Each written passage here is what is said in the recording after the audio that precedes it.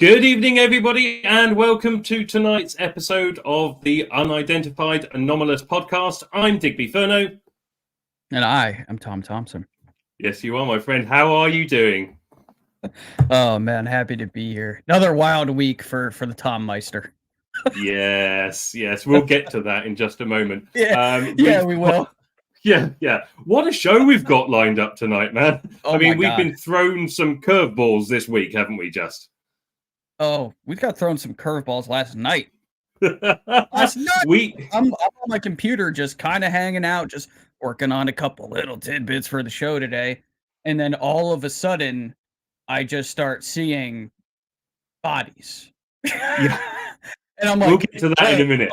We'll get to that in a minute.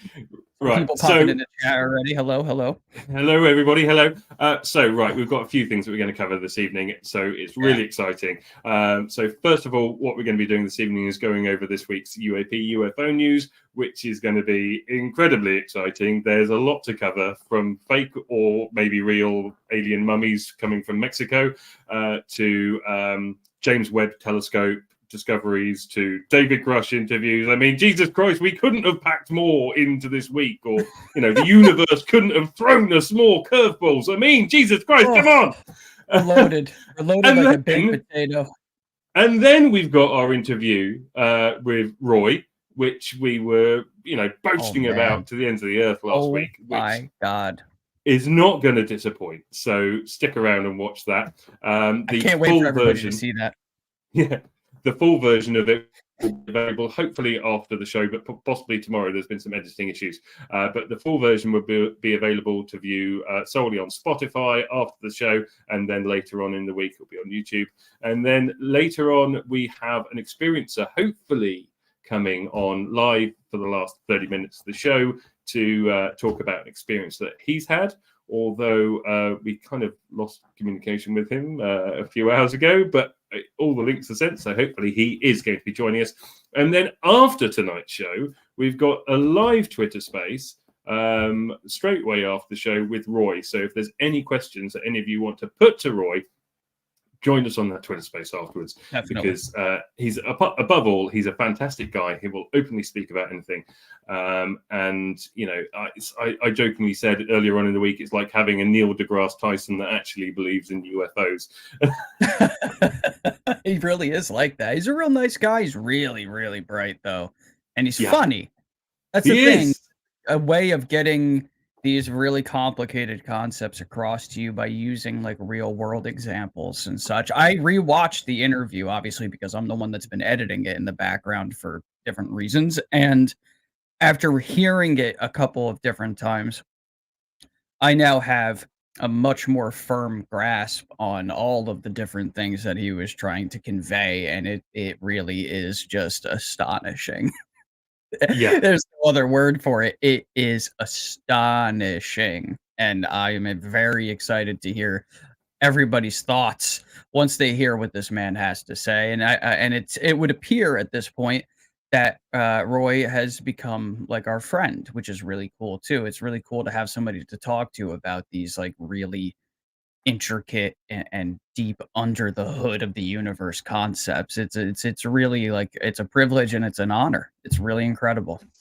Yeah, no, it really is. And I think as time goes on, I think Roy's going to get more attention thrown his way.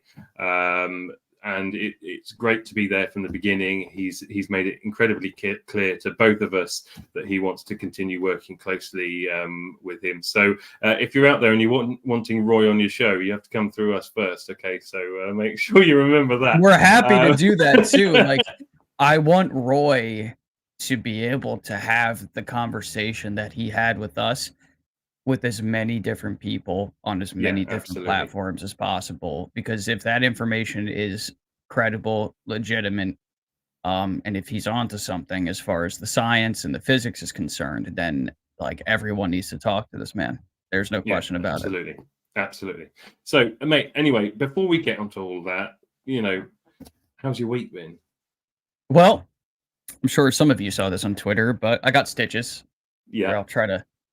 I know it looks a little weird and gross, but what you're actually seeing is a layer of dermal glue. So it's called New Skin. You can go buy it at the pharmacy, and you just paint it on, and it dries, and it keeps the cut and the stitches sealed up. So like I can take a shower with this, and then it just kind of peels off. We're I all used glad. stronger stuff on it before though, but yeah, I lost a one-on-one battle with a box cutter that I didn't know I was in, and this one actually happened days before. This one was from the bottom. We were carrying a front load washer up into somebody's apartment, and there's like a ridge on the bottom.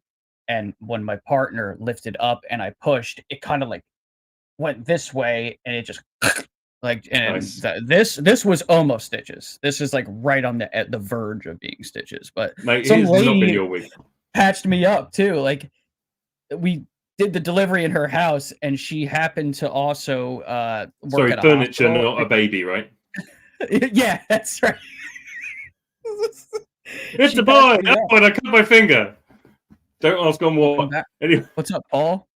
Yeah, a lot. Yeah, God, a lot happened. Jeez, you know it's funny. I sent you that picture too, Digby. I'll tell everybody else in the chat too. So my mom and I were in the kitchen, and I was telling her about the Mexico thing, right? And it's funny. Like like the conversation stops, and we move on to like a different subject. And I wanted to show her the trailer of Encounters, that documentary series that Spielberg's doing for Netflix. Oh, you mean that documentary that Spielberg's doing where he completely ripped off the name of my documentary?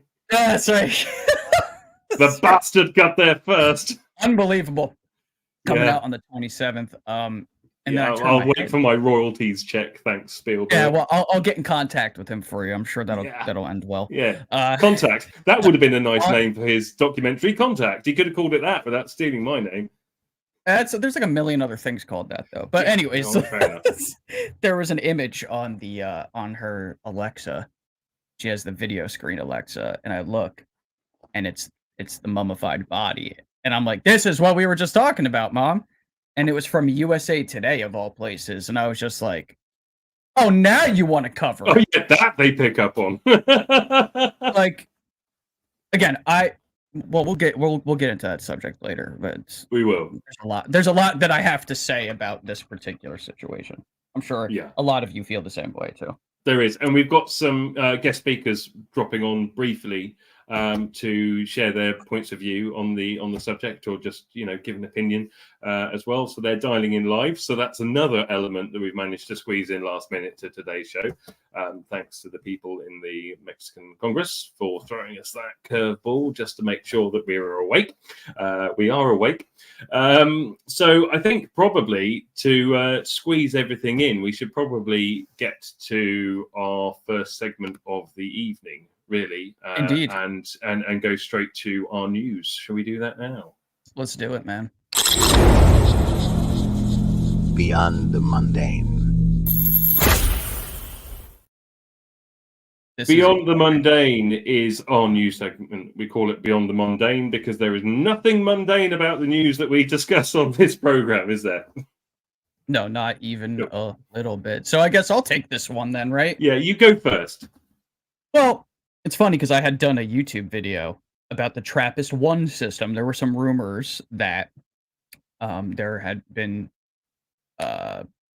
some detections in that system as far as possible technological and biological signatures. So this recent news is different, though, but it involves the James Webb Telescope, and it's possibly detected signs of life on the distant planet K2-18b, which is located 120 light years away. The tentative evidence centers around the detection of a molecule called dimethyl sulfide, or DMS, which on Earth is only produced by living organisms, primarily by phytoplankton in marine settings. Well, the find has astounded researchers, including Professor oh man, this is a good one. Niku good luck. Madhusudan, I think that's right. Niku Madhusudan from the University of Cambridge, who led the study, he urges caution. The findings are not yet confirmed, and more data is essential. This detection comes alongside the discovery of methane and CO2 on the planet, suggesting the possibility of an ocean beneath its atmosphere. Notably, K2-18b isn't a rocky Earth-like planet, but is almost 9 times larger than Earth. Despite this difference, Dr. Oh man, all these names today. Dr. The worst ones coming later. Dr. Sabajit Sarkar of Cardiff University highlights that such sub-Neptunes are the most common planet type in our galaxy. The potential presence of DMS, if confirmed, could be a monumental step towards answering whether we're alone in the universe. So that's multiple indications that we would expect to see if there was specifically biological life on a certain planet, and the signatures you would also expect to see in a setting where biological life could potentially arise. But this is like a combination of all of those things. That's really, really interesting. And I kind of feel, based on some different rumors that I've heard in our community over the last year, every now and then I'll hear somebody say, "Yeah, they're gonna announce something, and it's gonna come from James Webb. Yeah, you watch." And this is now rumor number 2. We had the TRAPPIST-1 system, which I first heard on Jimmy Church's show. Shout out to Jimmy. And now this. So, Digby, I'm curious. Do you think they have already likely found something, and this is just kind of like, again, a slow drip situation? Who knows, mate? I mean, let's face it. I mean, we do not know what goes on behind the screens, behind the scenes. Sorry, and what we're allowed to see. I think it's undeniable that we're in a sort of drip feed process right now. There's a lot coming out. It seems like every week, and just when you start thinking that UFO Twitter starts getting boring and the infighting starts again, they throw us another curveball and they throw us something different, and this is part of it this week, and this week has been a hell of a week. I mean, it's interesting what they're saying. It's not a rocky like planet like Earth is, but how many times larger did they say? 9 times larger, right? So if it's not a rocky based planet, then it's an oceanic planet, I think, is what they're trying to get at here. So, you know, nine times as Jupiter, it's smaller, right? It's bigger than Earth, but it would be smaller than, say, Jupiter and Saturn. It would be closer to like Neptune or well, Uranus, that's what maybe. they're saying, isn't it? It's a Neptune-like planet, right. And Neptune also, we're talking water. You know, Neptune was the god of the oceans as well. Let's remember that from our Greek mythology. So we're talking about a mainly oceanic planet. So who knows how life develops on another world, but if we're looking at it from our point of view on this rocky third rock from the sun, then intelligent life has developed on the land. So if there is intelligent life there, we're looking at an oceanic form of intelligent life, or we're looking at standard marine life, similar to what we know, but different. But still, it's a sign that we're talking about life on another planet. Like, it's still life, period. Whether it's remarkably intelligent or otherwise. If you went back, not even 50 years ago, if you went back 20 years ago, it was still a question on people's lips whether there was life out there in the universe, full stop, let alone whether there was intelligent life. Okay, now pretty much every single person with their head screwed on knows that there is life out there in the universe in many different shapes and forms. The question only remains for us now whether there is intelligent life out there in the universe that has the ability to reach us. So that's the question that needs to be answered. And we also have to rethink about what it means to reach and what the purpose, if it has a purpose, of this universe is. That's why we'll plug this a little bit. Roy's conversation with us really piggybacks well off of what we're talking about right now for a dozen different reasons. I mean, the idea that perhaps the universe does have a purpose, and that purpose may be, for example, to act as a garden for the growth and the flourishing and harvesting of consciousness. I mean, there's a lot. That's why I think people are really going to love that interview, taking this whole idea of, you know how we know there's life in the universe, right? If we use Occam's razor, which a lot of people like to use Occam's razor as a means to argue against the Earth being visited by non-human intelligence. I use it in the opposite way. How I know there's life and intelligent life in the universe is because there's intelligent life here, period. Unless we're some sort of special contained experiment and the rest of the vast universe is some kind of illusion to make things look larger than they're supposed to be. And we're simulation. actually just one, right? Exactly. For lack of a better term, exactly.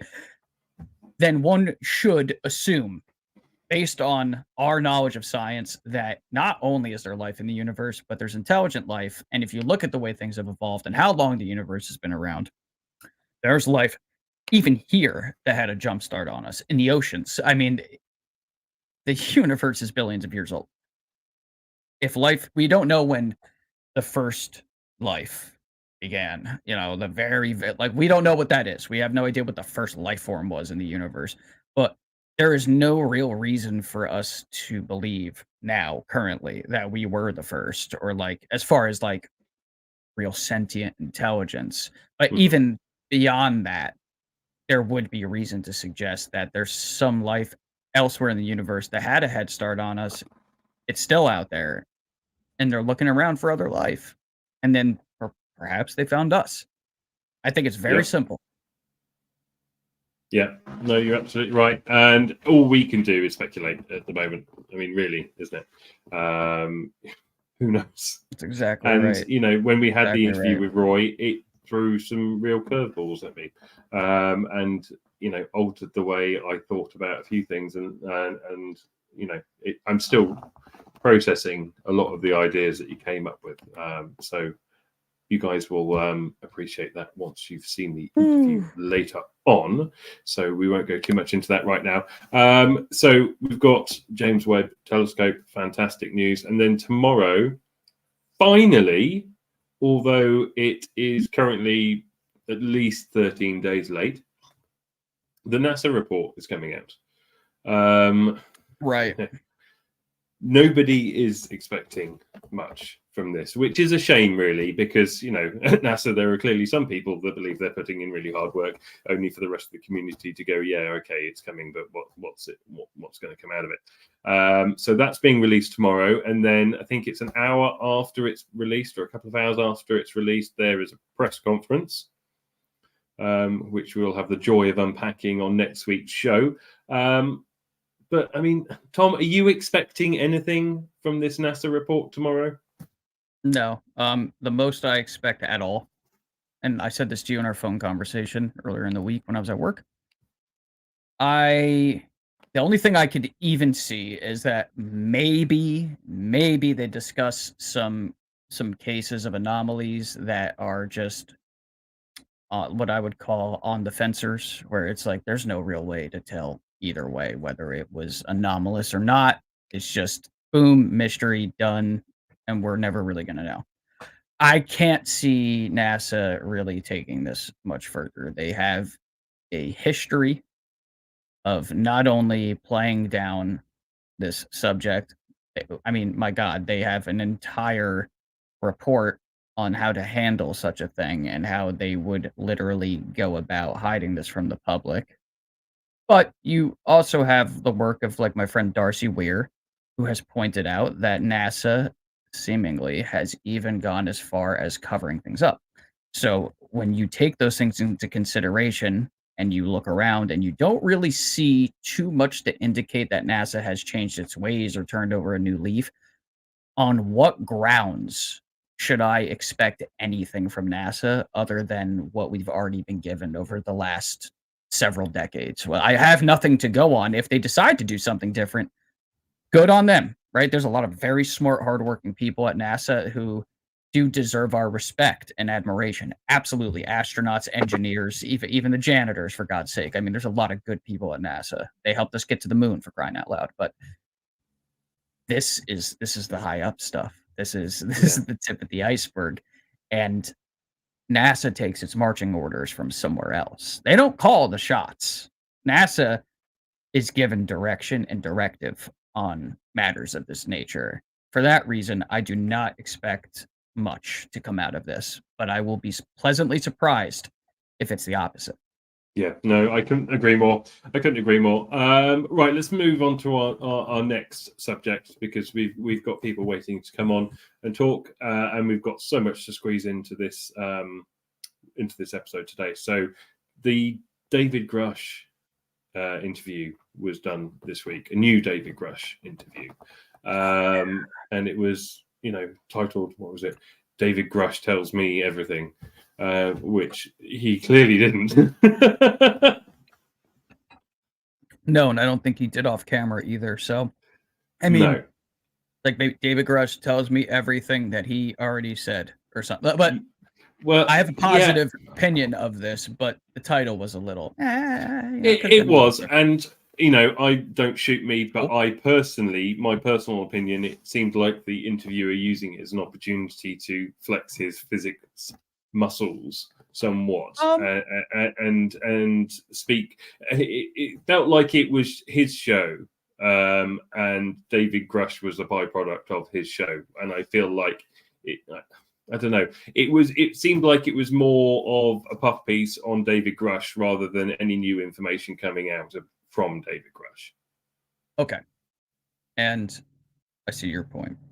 I look at it in a little bit of a different light. I think it was an opportunity to take the information that was brought forth during the News Nation interview with Ross Coulthart, who we absolutely adore, and kind of, now that things have been simmering, David looked a lot more relaxed, like he's a little bit more comfortable. So it's like a different interpretation of that original conversation, but based on the audience that follows that YouTube channel, it is a good thing, because it then exposes this information to that audience.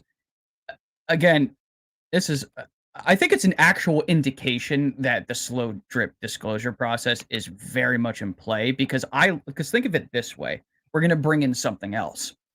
You have that interview. It comes out the same week that they dropped the trailer for Encounters. Yeah.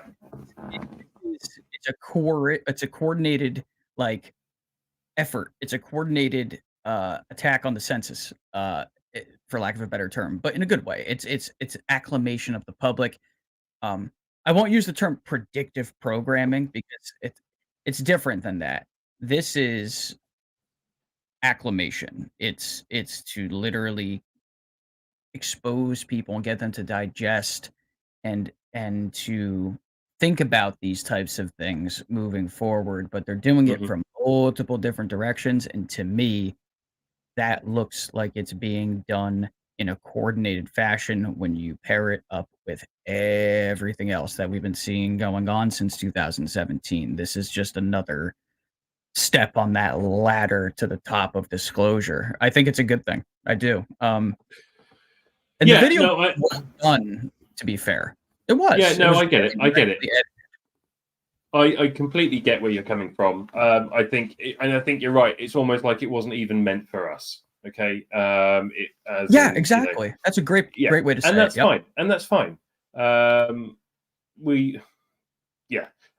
just think, as a lot of people may think, that we were expecting more, but there was one point that you brought up to me that you thought was quite interesting. We've got a little clip here. We'll play it, and then you and I can talk about it afterwards.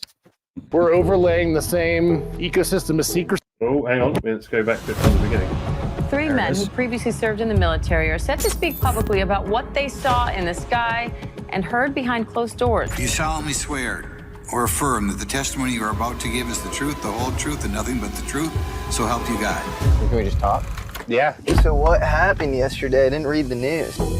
Certain presidents don't have a need to know on this topic. Unless you have to stroke a pen, assign like an executive order or something, well, why would you have a need to know?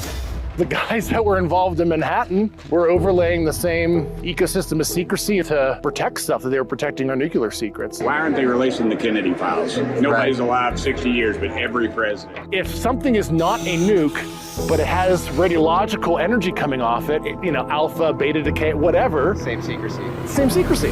What is the connection with nuclear? Is it the kind of benevolent protector theory? Manhattan Project, they were kind of the first blue book. Do you think Bob Lazar is full of shit? Have we made any agreements with any of the aliens? Do you have a sense of, you know, the species? This is like the mega interview. We're covering every potential trippy / conspiratorial thing out at once.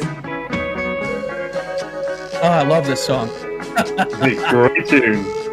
Great. Rolling Stones just came out with new music too, by the way. I know that's got nothing to do. They did. They did. Shout out to the Stones, man. Absolutely. Digby, when you watch annoyingly, that was the wrong Isn't video, but the other one got pumped out.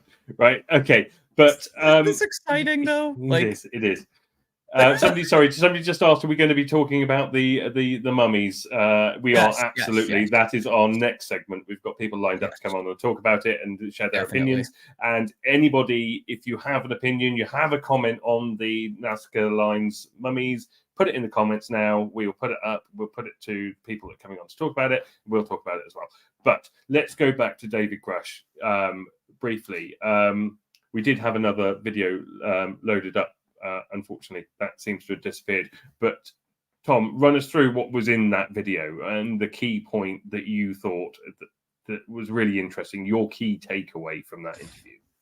Well, I think it's you know, not to rehash a lot of what people have already been hearing and talking about, but there was one very specific quote. We'll start with this, and then there's another aspect of this that I think people need to pay attention to. So David Grusch said that with the biologics comes some baggage.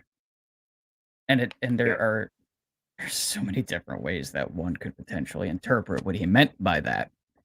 I think ultimately I'm going to take a swing, a little shot in the dark here. And I'm going to say that after analysis was done, the baggage is that we are related to these beings in some form or fashion. I think that may be the baggage, that this idea that we may be the result of genetic manipulation by non-human intelligence, the basic ancient astronaut hypothesis, and that it's going to upset, scare, or even piss off some people based on their belief systems, their creed, whoever their god may be, which everyone's entitled to that on this earth. So I feel like that's huge. It's ontological shock for some, obviously, because it is the ultimate question of origin for the human species. But the other thing that one should pay attention to is when David Grusch was standing there with the sunglasses on, and he mentions basically how it's the same type of cover-up when you're dealing with different forms of radiation. There's a deeper meaning there. What he's saying is that there have been laws put in place for secrecy that involve nuclear technology since the beginning. What he's saying is that, and I believe I'm right on this. I could be wrong, but what I think he means is that they can take those same laws, apply it to something like a crashed trans medium vehicle from a non-human intelligence, and they can use those same laws to essentially hide away those types of things, and just basically put it under the blanket of, you know, nuclear secrecy. And it's like it gets lumped into the same box as all of the other earthbound nuclear secrets, and nobody even knew it.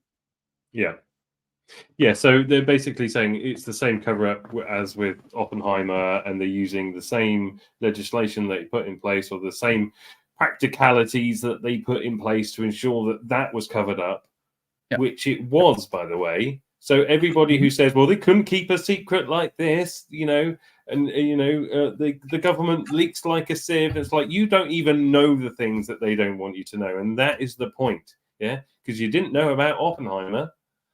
Did you? So you know, that for me, that is a moot point. Everybody who says, yeah, but that, you know, they can't hold water, you know, they leak like a sieve. It's like, no, that's not true. You just get fed enough to think that they do. There is so much out there that we do not know. And David Grusch knows an awful lot of it. And I'm not even talking about aliens and UFOs or anything like that right now. I'm talking about the stuff that, you know, obviously he knows. Look, it's a good interview. I really enjoyed watching it. I felt like I got to know David Grusch a lot better at the end of it. So go and check it out. It's worth a watch. It's easy to find on YouTube. Just do a quick search for it. But it was well done. And it was well done. I felt like the interviewer loved himself a little bit too much. Maybe I'm guilty of that myself sometimes. I think he's a nice guy. I know, but it was all the times he just cut to himself, and it was all him talking. You know, those parts I found frustrating. But anyway, look, go and watch the interview. Make your mind up for yourself. If you're going to watch it to find out new information, I would say that you're not going to find it. But if you would like to get to know the man behind, you know, David Grusch, what makes him tick, and what kind of person he is, I do believe that you will come out of watching it with a better understanding of the man. And I think that you'll probably find him to be more of an important figure to us than even he was before. So I think it's definitely worth watching. Shall we move on from the David Grusch interview and talk about Nasca Mummies? Yeah, I think we're ready for that. So let's start from the beginning. Right. All right. For those of you who have not been made aware yet, there was a UAP hearing in the Mexican Congress yesterday. Which seemed like it was going to be amazing. And to be honest with you, a lot of it was amazing. And I will be honest with you, I have not watched all of it because it's taken a while to get it translated into English. I did try and watch it last night with the hope that there might be an English translation live, but there wasn't. So we're just starting to sort of pick through it. Ryan Graves was there. Ronnie Burnett was there, who is coming on the show hopefully next week or maybe the week after. He was supposed to be interviewing with us last Sunday, but that all got delayed because of the Mexico hearing. So we are incredibly lucky that one of the key speakers from the Mexican hearing, Ronnie, will be with us either next week or the week after. So keep an eye out for that, and it would be great to interview him and hear from the horse's mouth about what he thought. So we've got Ronnie Burnett there. We've got Ryan Graves there, a host of other people. Avi Loeb was there giving a presentation. You know, so we've got some really credible people there. And then we've got alien mummies that get rolled out at the end.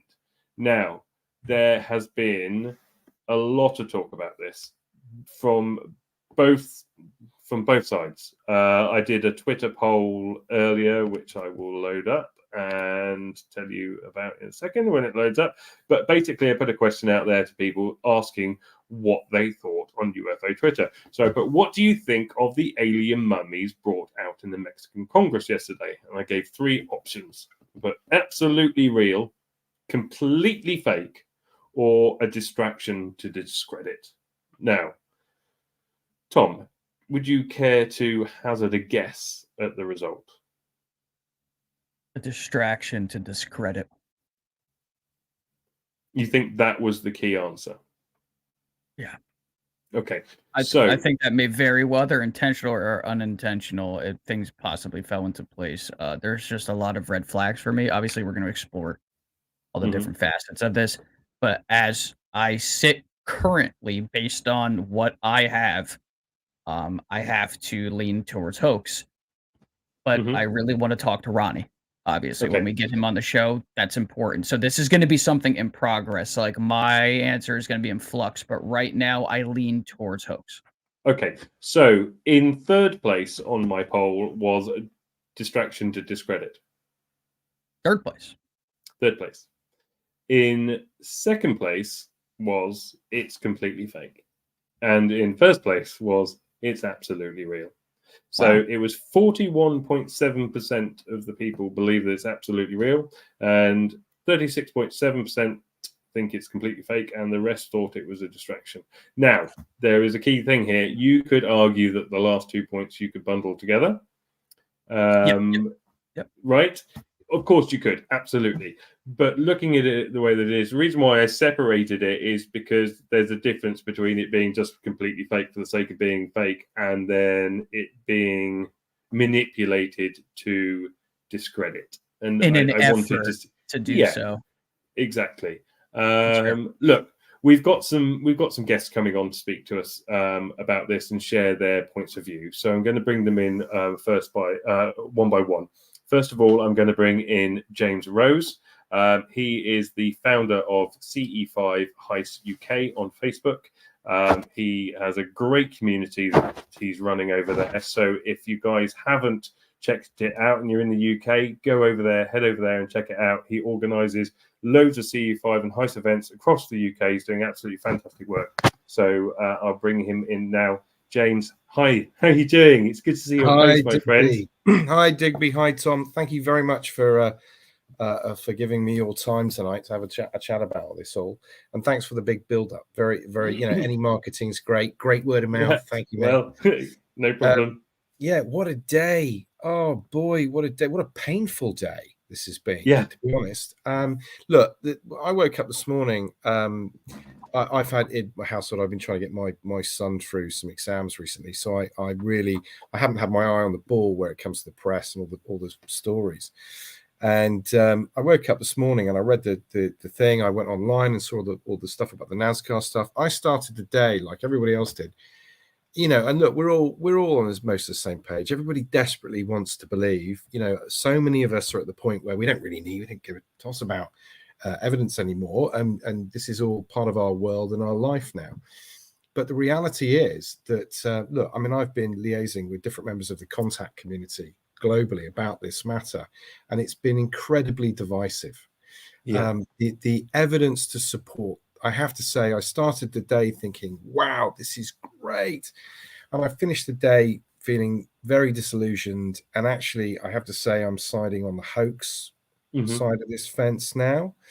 I think that evidence is overwhelming. Yeah, I hear what you're saying, Tom. And a little bit of me is inclined to agree that, attempt to debunk. Where would we all be without our favorite, as I'm starting to refer to them now, Cyril, Ingrid, and Alphonse?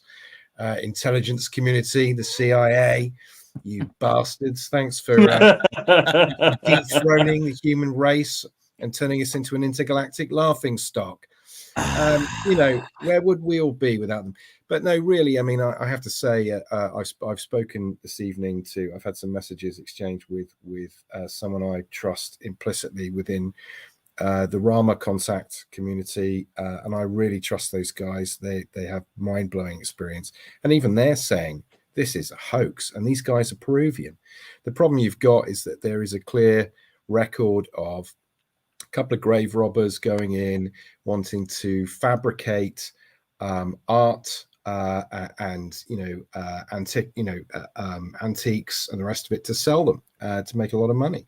So you can't overlook that. Then it proved. I put a post on it in the group earlier on today, and it's proved incredibly divisive. And I have to say, I've been trying to take a step back, trying to be objective about it. And all the while you're fighting this, I really want this to be real.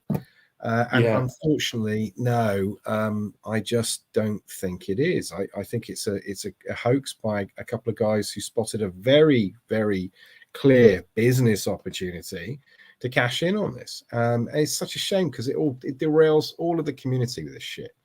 James, I completely agree. I woke up this morning thinking exactly the same thing. I tried to stay up and watch this last night.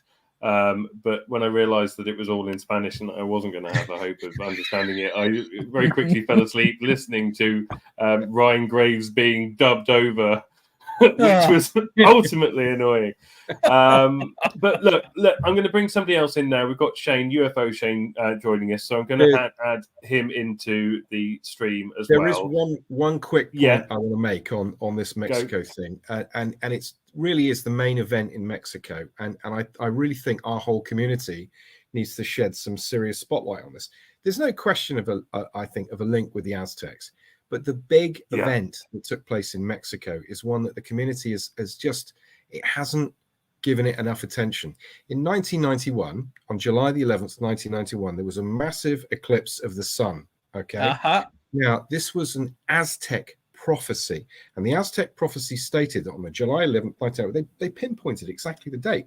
Massive eclipse of the sun over Mexico, over that whole part of the global hemisphere, and stated that at that point, immediately afterwards, as the Aztecs referred to them, the masters of the stars would return. Now, immediately after that eclipse, there was a massive UFO sighting. There are hundreds of hours of camcorder footage of this. There was a wedding taking place. These guys all had camcorders, and they were pointing up in the sky. And the formation that turned up after that is unbelievable. It's like someone's put a star constellation in broad daylight, in the middle of the day. And a lot of these objects are moving around and all over the place. And there's hundreds of hours of video footage of this. This was an Aztec prophecy. Okay. Now you even had I've liaised at length with people like Dr. Joseph Birx about this. I'm probably going to drop Stephen Greer's office another email about it, but they went and did an enormous investigation into this, and the wave of UFO activity over Mexico from that point in 1991 through to 1993 was overwhelming. There were investigations going on all over the place. There were pilots coming forward saying things, and the volume of video evidence surrounding that is completely overwhelming. So don't get me wrong, I think it's a real shame that we've established as a potential hoax today, but the connection with the Aztecs is there, and there is overwhelming evidence from 1991 that should be, someone needs to be shining a spotlight and investigating that angle a little bit more. I'm glad you brought this up, James. I have this footage on my computer. I have a couple clips of it. It was actually some of the first UFO footage I ever saw in my life. Yeah, I was born in '89, so I saw it when I was like 3. Well, I remember it. Let's James, stick around, stay on the screen. We're just going to bring in our next guest, which is UFO Shane. I think we're all singing from the same hymn sheet here, but I really want to hear what he has to say. So let's add him in now. There he Shane, is. how you doing, my friend? What's up, guys? Buddy? What a day, hey? Oh man, it's been I was talking about this 5 months ago, or not 5 months ago, like a month and a half ago, when 30 minutes after Ryan said he was going to go do this, I was like messaging Ryan, messaging everybody else that I could. I went into people's spaces and I was like, this is ridiculous. Jaime Maussan's going to backfire this entire event. Screen. And they're going to backfire this entire event. And then I got doxxed for it. And someone posted my mugshot and all this other stuff about it. And look where we stand now, Ryan. You have to give it credit to Ryan Graves, though, dude. He came out and he was like, "Hey," and if you watch the video, whenever the bodies get pulled out, he's like this. He's like, "Oh," you know what I mean? Because like everyone told him. He posted earlier, didn't he, as well, just to try and separate himself from it. And then Gary got involved in there and started memeing on all the bodies, and everything like that. And I think he waited until Ryan said something to kind of, you know what I mean? Because you're still your coworkers in a way. But I give mad props to him. But I've been arguing with people all day about this. I agree with James. This is a total hoax. As much as you want something to be real, that bias is not gonna, you know what I mean? Like you just can't. Hope is great, but 15 minutes of research will show you that Jaime Maussan has cheated now 47 times on record.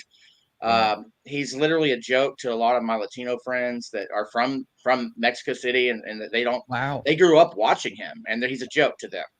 But this begs the question: why on earth? I mean, he didn't just give one presentation about the so-called mummies. He led the whole event. He's a superstar over there, dude. He's literally. As much as like a few people I know don't like him, that whole group of people, they're very spiritual, and there is a lot of real supernatural events that occur there. So they have no reason really to disbelieve this stuff. And when you just watch TV or something, they're not all going to be like us going and doing all the research. But he's, to anyone who's done even a minute amount of research, he's a joke. But he's friends with all those people. Heck, he set up hospitals and was selling fake COVID cures, and the government had to shut him down for that. Not a year and a half ago. Wow, really? Yeah. an entire. I'm talking not like one or two. I'm talking like a whole network, and it was called Bioscene or Biobectine.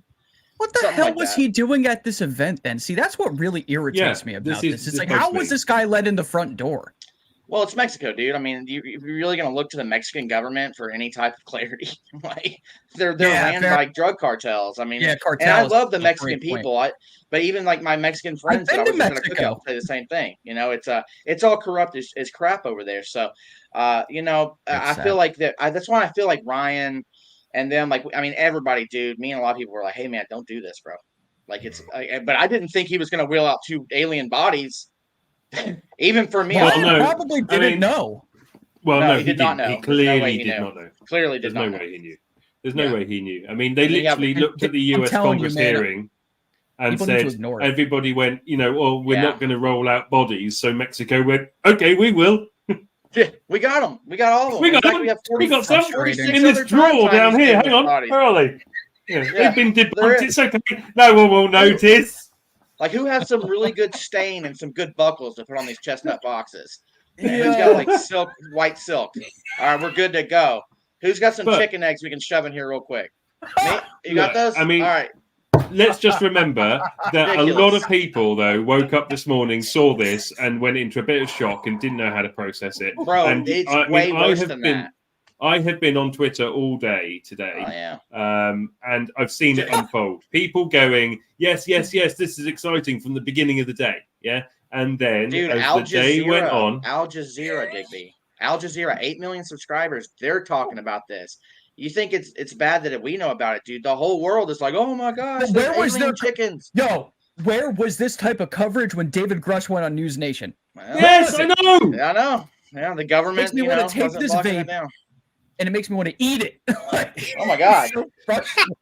I threw my vape a minute ago out of excitement. I don't even know where it went. Is this part of some stupid plan though to discredit the whole idea of UFOs? UAPs, I mean, it's working out in that favor. But I mean, Jaime Maussan's a joke. Come on, man. Like he literally took a skinned monkey, taxidermied it, and said that some guys drowned it in antifreeze, and then he went on William Shatner's show about it. The Atacama skeleton, even after Gary Nolan and other people like debunked that from Greer, a year later he was still pimping that as a real alien skeleton. So it's really just he's a freaking liar. James, Shane just brought up Greer. Then now, correct me if I'm wrong, but Stephen Greer tried to bring something out not so long ago that was similar, didn't he? Can you remember that? Yeah, I mean, he had a big disclosure event, but it was it was a lot like the Grusch thing, but on steroids. So $1,000 to have a steak dinner with him too. I mean, he was saying over 100 devices. I mean, look, don't get me wrong. I mean, the problem we've all got as a community is we need to spend less time arguing and more time trying to get united and getting behind the main thing. So the problem that we've had for decades now is that you hear one story, then you hear a counter story, and all of a sudden everybody's arguing with each other. Now you've got Greer's witnesses coming forward saying there's over 100 UAPs behind closed doors at Lockheed and Raytheon and all the rest of it. Nobody really knows, but there's no smoke without fire. So clearly there is something there, but there were all kinds of other things. There was the allegations about the base in Antarctica, but this is the problem we've got as a community is it's trying to maintain a sense of objectivity when we're up against Cyril, Ingrid, and Alphonse, who are busy doing the dirty and trying to confuse everybody. It's really challenging. I think the moral of the story really is that we've got to work out when there's an attempt to divide us. And I think really we're talking about Jay Masserman here. I mean, I go back to the point I made about the Peruvian grave robbers. They spotted a commercial opportunity. It was a business thing, really.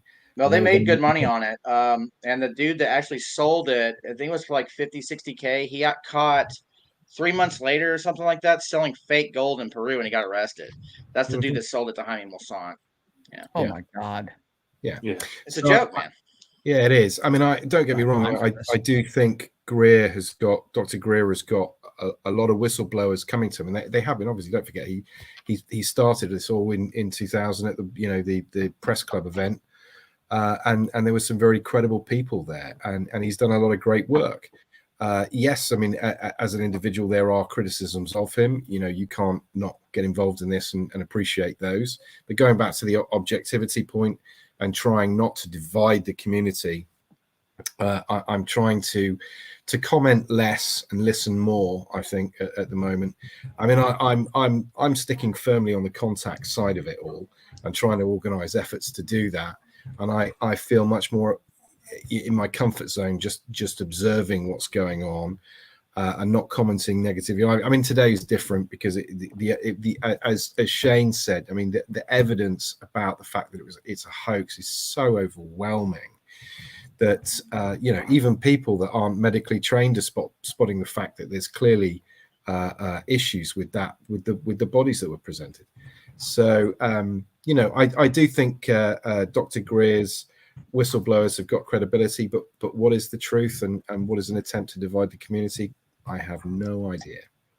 James, you're absolutely right, and I really liked your comment about the fact that we need to listen more and come together as a community. And I love what you're doing, and that and think that you're right. What you're doing is you're focusing on reaching out and making that contact, and I admire you for that. So thank you very much, Shane. What were you going to say? I would like to say that the thing about anybody in this field, don't build your house on the sand. You know what I mean? Like, you need to build it on a good foundation, because people gave me this argument all day. Well, what if it moves the goalpost forward? It can.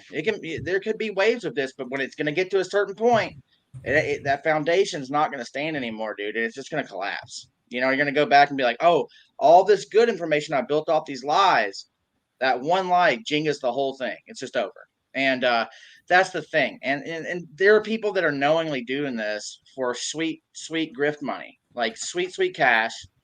There's nothing wrong with making money, doing what you love. There's nothing wrong. Capitalism is beautiful. Yeah, exactly. There's nothing wrong with doing a podcast, and you guys get all these good sponsors. Definitely check out your sponsors, but you know what I mean? Like, you get great sponsors and all that. It's another thing to actively sell a known lie. You know what I mean? No, you're because absolutely right. It hurts everybody. And when it comes to this thing, these skeletons are the ancestors of Peruvians that were dug up in an archaeological site and melded together with paper mache and dog bones. It's disgusting. It's absolutely disgusting. And it's actually a massive crime in Peru. And they were sold to Jaime Maussan as art, which is a massively punishable crime by their antiquities department for selling art of archaeological dig sites, especially bodies outside the country. So he should honestly be facing charges. The Mexican government investigated it in 2017, but I mean, what the hell are they going to do? So yeah, it's just, when it comes to this kind of stuff, I like really this kind of thing because we all have friends that have had really strong paranormal things happen to them. I've had an experience. Thomas just had one the other day. Digby's wife is a psychic, you know what I'm saying? Like, I respect all you guys, and I have no reason to think you're lying to me. But that's different when you have someone come out and they're selling fake things. It hurts the credibility. These people, there are humans out there being hurt by something that we don't know what it is, and they don't have anything or anyone to talk to. And now they just lost even more people to talk to because they're going to see these stupid alien bodies, and they're just going to be written off even worse. And it does damage to not just ufology, but to the people as a whole seeking these answers. And that's really my most massive point I could make about it, I think. I'm with you on that. I want to piggyback off of that because as someone, being that I am an experiencer myself and I'm friends with many, this type of thing, especially the people in my inbox right now, there's some people who are laughing at this as, being ridiculous. There's some people who are angry because they want disclosure and they think that this gets in the way of that. But then you have the third camp. You have the third camp, which is the experiencers. And I'll tell you what, man, there's people who reached out to me over the last 12 hours that are sad, depressed, and deeply like heartbroken to see something like this because they feel like it's a giant step backwards. It's like we were making progress. Encounters is coming out on Netflix, which is still coming. You should still watch it and you should still listen to those stories. But when you see something like this, it's like throwing a big fat wrench in the disclosure wheel, and it's just like, why? You know, and if there's laws in place against this type of thing, then Jamie should be in jail. If that, you know what I mean? You disrespected somebody. Maybe he didn't go dig them up, right? Whatever. Well, whoever still perpetuated it. You still exactly. You still perpetuated it. You're still guilty by deep association at that point, and you should really have to pay the price for that. And no one should ever follow you or watch another one of your fucking videos ever again. Excuse my French, but like seriously, do it again, though, we do a Thomas. lot of hard work. We do a lot know. of research in this community. I spend hours reading books, watching videos, listening to documentaries, podcasts. It's like, fuck you, Jamie. Like, seriously, man, as an experiencer, fuck you. Man, you're right. I think you're right, Tom. I mean, there is a moral and an ethical responsibility I mean to get so now. worked up, but we've been coping with this, you know, the lies and the cover-up for 70 years. And the people that are now working really hard, like you guys are, to get that truth out there. You know, you guys, Hollywood, and a ton of other people in the community are doing really important work.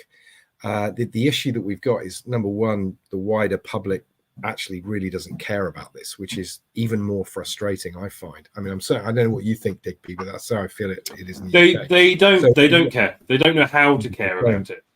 It's really weird. And what you're saying, Tommy, but I think there is a moral and an ethical responsibility to try and guide these people correctly.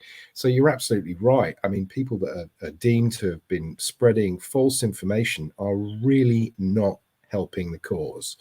I mean, the only way you can do anything at the moment is vote with your feet. So if people are publishing crap, you know, but I mean, I'm saying that, but I suppose I have to take a step back at this point and say, well, actually, am I being a bit of a hypocrite here? I shared a post on Facebook first thing this morning saying, my God, wow, this is amazing. And then by the end of the day, I was thinking, oh my God, what have I done?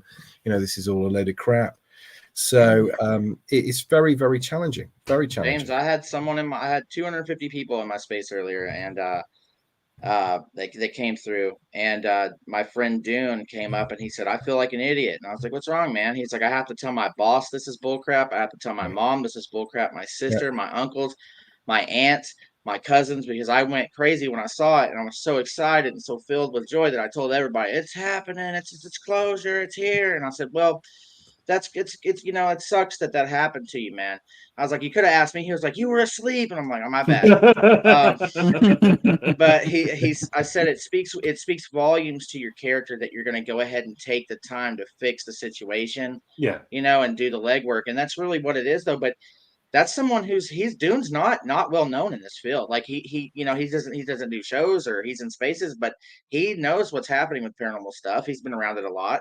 And he got fooled, but that welling up of emotion can just take you places. I've been guilty of it tons of times, and that's why I'm not so much of a skeptic, I guess, now, as I'm more just trying to be a critical thinker. You know, like who's trying to follow the money trail? Where's this coming from? And once I start seeing hundreds of thousands of dollars getting passed around like a freaking fruit basket, and everyone's taking their little piece of it, that's, you know, it is what it is. So yeah, to make money, but it's not good to lie and make money off of those lies. It's wrong. No, it's wrong. Don't do it. No one likes it. Do. I mean, what's happened today has happened. Down, just like it has for David Wilcock and Corey Good. Right. Eventually, what's happened today has happened, right? And there must be a takeaway from it. And my feeling is the takeaway from this, what's happened today, is before you react, before you reach out there on Twitter or on Facebook and pour your feelings out on a situation like this, stop and think about it critically, because there is an awful lot of people out there that mask themselves as being part of our community, or there's fierce debunkers out there and all these people out there that want to try and steer us in a certain direction. So stop and think, do your own research, do your own critical thinking, listen to what other people perhaps are saying, piece it together and make your own mind up. Because as this issue progresses, which it is doing with fierce ferocity and speed at the moment, as this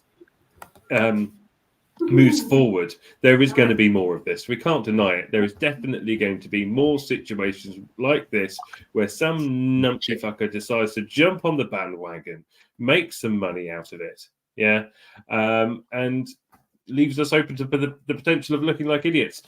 We don't need that. We don't need that. You know, we need David Grusch to come forward with more information when he's allowed to, and we need the whistleblowers that are waiting in the wings to know that it's safe for them to come out, that they're coming out into a community that will listen to them, that has the ability of critical thinking, and will take them seriously. So, you know, a lot of us, I think, have taken today as a bit of a test. Some of us passed it, some of us failed it, but I don't think that we will address a similar situation the same way after today. So from me, thank you.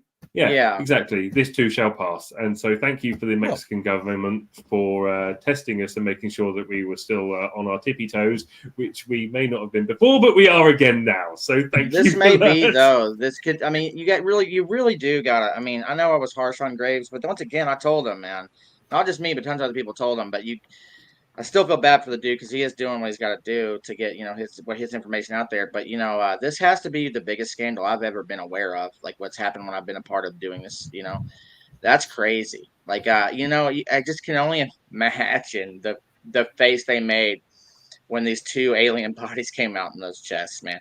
Like Ryan Graves is literally like this. He's like, oh no, I should listen to everybody on Twitter. This one time I should have listened. And then Robert Salas, Robert Salas is like, oh, I got the documents on this and that. Well, Darcy Weir, which I'm a part of. Yeah, that's my buddy. Yeah, I'm a part of Occult Journeys, and he went down to Mexico to do things with Jaime, and these bodies were a part of the research. And then he talked to one of the scientists outside and said, yeah, it's all bullcrap. Like, there's no reptilian anything. It's all crap. And Darcy was like, "Oh, well, I'm just going to leave then and not do anything with this hoster guy." And I saw Darcy's post earlier. The big wake up sign, though, you've got to say, is so many people contacted me today and said, "My God, it's ET! It looks like ET." It's just like it, man. Just like it. They literally went on Google and just went, "What are aliens?" And it was just like ET phone home. All right, how much is paper mache? Where to find dog corpses? They should have put a little LED light in his finger too. Yeah, should have been in the coffin. Like why this. Not? Right? Let's just go the full gamut and let's just be as stupid as we possible. believe they are sliced with Rudolph the Red-Nosed Reindeer. They should have had guys in hazmat suits come out and like delicately, like, all right, everyone put on a gas mask. We don't know if there's any bacteria. It's like, dude, come on, man, dollar store. Yeah, like, I am gonna get a walrus mask, by the way. I keep getting everyone's blowing me up. Where's your mask? Because I always wear a mask. Oh yeah, dude. Yeah, you gotta. I bought a walrus mask. Do you know how many nights I've made images of that walrus in like Midjourney, and then I like forgot to send it to you? Yeah, I gotta go back, dude. I got the blue check mark, and I don't want to change it right now. So, but we're gonna go back to the walrus, of course. Love it. But this kind of stuff, man, people are gonna watch this on Twitter and just got to remember that there are victims in this ufology stuff. It's a fun thing to do. It's great, like reading these old stories, but there are tons of real things that we can focus on. Pascagoula, Stevensville, Zygmunt Adamski, all these claims, the dude who got sea mined in the woods outside of Scotland, all this stuff, there are still cases where you don't have any answers for me. Stevensville happened in 2008. You have full radar, full witnesses, UFO hunters. God bless that show. I miss that show every day. We aren't the only ones, like all that stuff. But Stevensville happened in 2008. That's not, a lot of people say, oh, you go back to Roswell so far. Well, Stevensville's 2008, man. I was out of high school at that point. Yeah. And then the pilot dude that saw it with his friends and the guy who used the gun scope to look at it.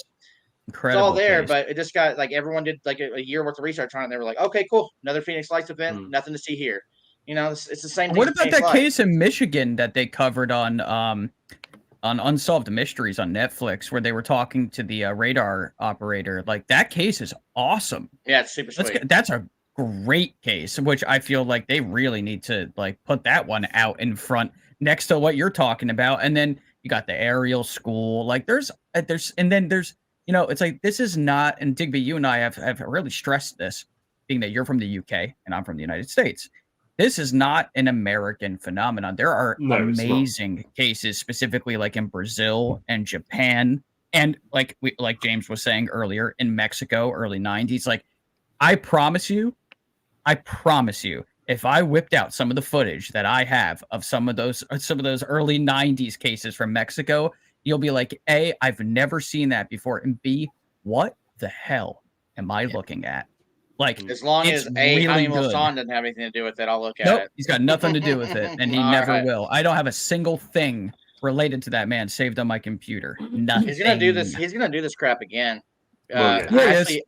I actually looked into it, and I don't think that they were sworn in under an actual oath because it's the lower Congress. So I don't think he's gonna get. Now, if they get after him for the bodies, maybe. But he knew what he was doing, man. He's the biggest grifter. Man, he makes David Wilcock look like a noob, like just some new guy on the field. Like, this dude's been doing this as long as George Knapp has been reporting about this, 37 years. So, and he's also, he's from the village of Father Crespi. Do you guys know who Father Crespi is? I do. The golden tablets of the golden tablets of Las Tallas. He's from that village. So, and he dealt with Father Crespi, and just it kind of like, I really love the Father Crespi story. I mean, Neil Armstrong went and looked for the tablets, and you have this dude from the same area, the same province, just literally crapping on that. That poor man gave everything to those people, and it's just a joke. It's a joke. It is terrible what we're seeing, and this cannot stop the disclosure train, though. We can't let that happen. We're in control of this, right? We're steering this, so we call it for what it is, and we move on. Period. Yeah, absolutely. How we handle this. It doesn't debunk and discredit everything else. It's one thing.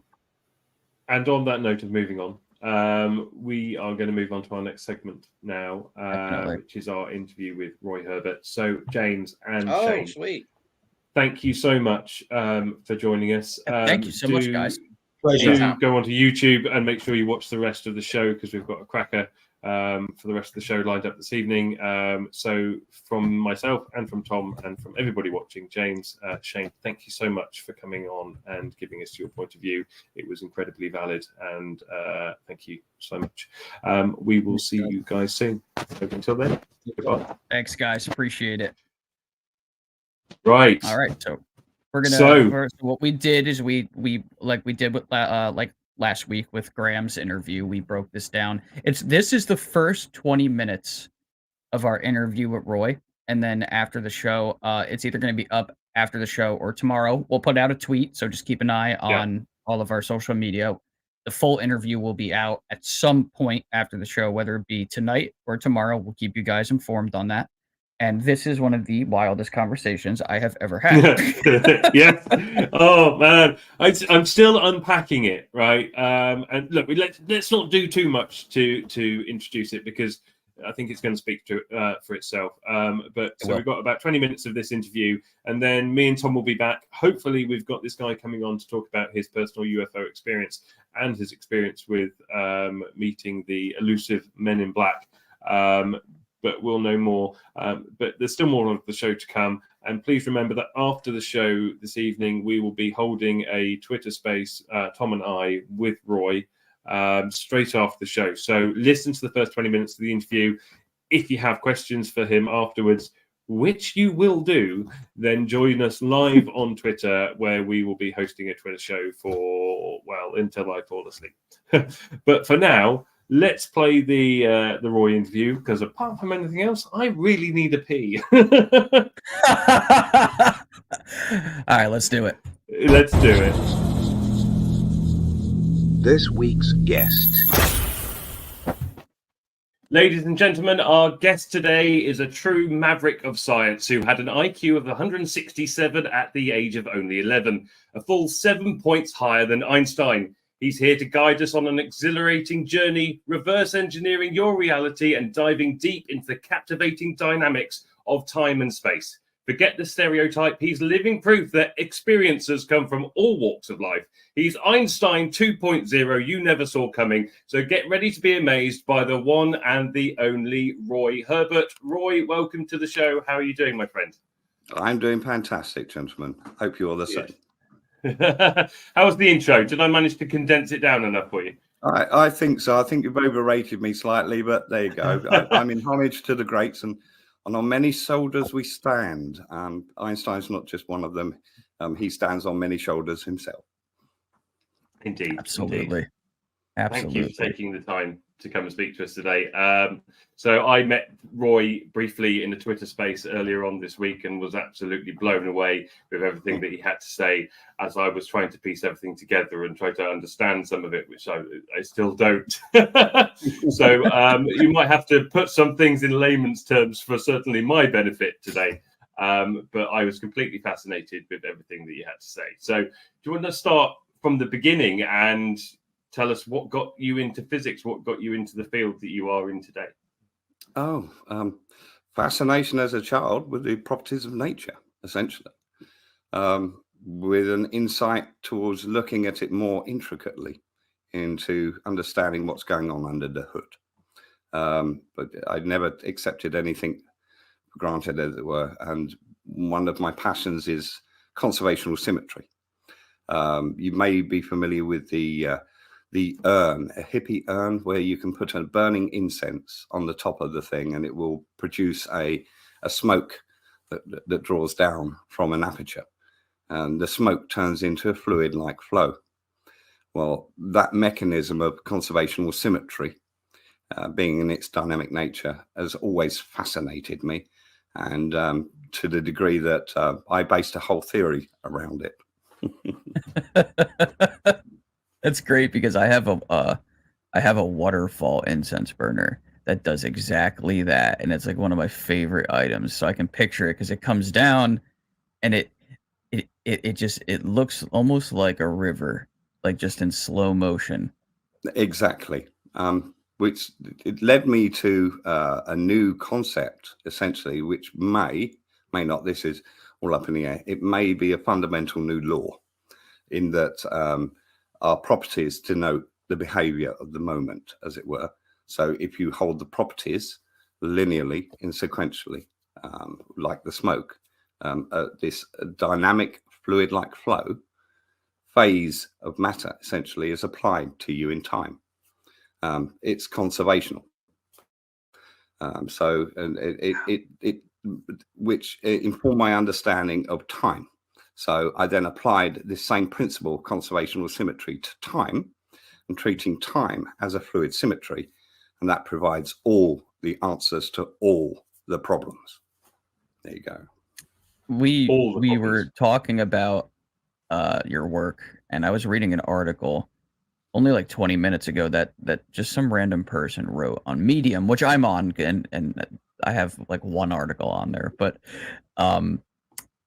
it was about the universe essentially being shaped, for lack of a better term, a donut, and how time, the way I read it, I guess, is that time is almost like it's like a symptom of the motion of that object. It's like the way that UAP are able to move through that. They're somehow altering like the flow of that fluid. It's easier for me to imagine it in my head than for me to actually like put it to words, but I get it. Like I do get it though. The fluid analogies of time. Okay. Everybody understands a stream and a river. Okay. The banks of the river essentially put stress upon the flow and slow the flow. Okay. Now, if we look to midstream in the flow, the fastest flow in the stream, there is, if you were to chuck a stick within that point of the stream, as long as it stayed central to the center of the stream, it will end up at the sea. But if it's slightly to the left of the center or the right to the center of that flow, it will eventually end at the banks. Essentially, what the banks does upon that stress to the flow is it forms an inertial curvature. It's all to do with lengths. Okay, it's to do with shortening of lengths. So essentially what's going on is that passive transversal curvature of fluid dynamics applies to time. And that gravity is essentially the passive transversal inertia of the slowing of time, just as the stream gets slowed by its banks and creates that same curvature that drags the flotsam to the shore. The same applies to us as abstractions in that fluid symmetry of time. That makes so much sense, actually. Like I can picture I'm still processing it. It makes a lot of sense, and it's like this is essentially saying that like gravity and time are intertwined. Intertwined. Yes. deeply, though. They're like deeply, because they're not cousins; they're brothers. Well, they have it. They co-exist. One is a result of the other. That's the relationship. Okay, so time, I perceive it as an emergent phenomena, bound by, as you said, that quantum change. Okay, so the longer it is to determine change, depending upon our complexity of its interaction, for example, the longer the length of dilation, which then provides that gravity. Okay, so a black hole is essentially a moment in time and unable to reach that moment of determination. So essentially a frozen moment in time. So now we can think of singularities as not these complex things that are unimaginable math. No, the math doesn't work because there's no time. That's the point. One requires time. What happens in the center of a black hole? You're talking about black holes there and time and space, and that I completely understand, because there is massive gravitational pull with a black hole. Time slows down. What happens in the center? What happens to anything that gets pulled into that black hole? What happens to the data that matter basically holds? Does it disappear? Does it what? No. I didn't think so either. Okay, the information essentially never disappears. Okay, once in a millennia, billion or so years, that piece of space and time will ultimately reach a determination of what's there. Okay, that you will reveal as a huge jet, an expansion of energy at that one moment. You know, it's almost like a billion years of pent up anguish trying to express itself. So, and then it's just. And then it will just burst that out there. But then again, it will then again slip back into its next moment of determination of its quantum change. And again, slip back into quite slumber of contemplation about what's here. And again, another millennia, and it may burst into energy again, silently slipping back into its kind of slumber, and so on. So it's essentially a black hole is just a frozen moment in time of quantum information, unable to reach a conclusion of its what I term now. So that potential moment event of change of time. Okay, one can encapsulate that into an event one could call a now. So if gravity affects time, where does matter come into that? And matter is basically the entropy and the complexity of that ultimate determination. So essentially, matter is, I'll have to get into contextuality and so on to fully express what matter is. It's essentially a transform of information, okay, as an abstraction in that fluid symmetry of time. So it's very similar to a computer software program in that one contextual reality, okay, the electromagnetism side of things, the wave side of our duality, okay, is that fluid-like symmetry, okay? And that matter, essentially, is an abstraction of that in time, okay? So, and it's the interactions of that reveal itself as the fundamental matter that we know, okay? That's what there is there. I'm just going to ask one more question, and I'll let Tom chime in because I've talked too much already. When we talk about perception of time, how does that work? Because everybody will know this. Like when we were kids and we were at school, summer holidays seemed to last like forever, and now the 6 weeks, 7 weeks that summer holidays goes in the snap of a finger. You can see creatures that obviously live their life judging time differently than the way that we do. How does that happen? That's always that I find that mind-boggling. Because let's say, for instance, a mouse doesn't perceive time at the same rate that we do. Correct. Okay. What's going on is those lengths of now are different for each of us. Okay. It's the size of, and basically it's that determination again. The amount of complexity that one holds determines that length of the now, or your personal experience of time. Okay. So time is relative to each and individual as such, and to any entity within the flow of time. So time is flowing from us, but we are also in it. It's a real to get you on. So you can really literally like slow down time and your perception of time. So you put yourself into a meditative state, something like that. You can actually physically adjust your speed of time. Exactly that. Okay. So what you can do is you can also speed up time by simplifying yourself. I've got no problem with doing that. That's probably why my day doesn't last very long. Well, the trick is basically is that conservational symmetry. Okay, the universe is supercharging things. Okay, making it easier for itself to work out. In fact, essentially, if one could measure the relative rate of time of our incense, okay, as smoke, would be slower than what it is when it's in its fluid-like nature. It's because the act of the appliance of conservational symmetry is saving time. The universe is essentially conservational in more ways than one can imagine, okay? In multiple ways and in multiple, as I say, contextual dimensionalities as such, in that the whole universe itself is governed by this conservational symmetry. Yeah. So this conservational symmetry is essentially the base emergent phenomena that our cosmos is essentially built upon, okay? Those moments of now, okay? They are the most fundamental building blocks of our cosmos, and everything is essentially built upon them.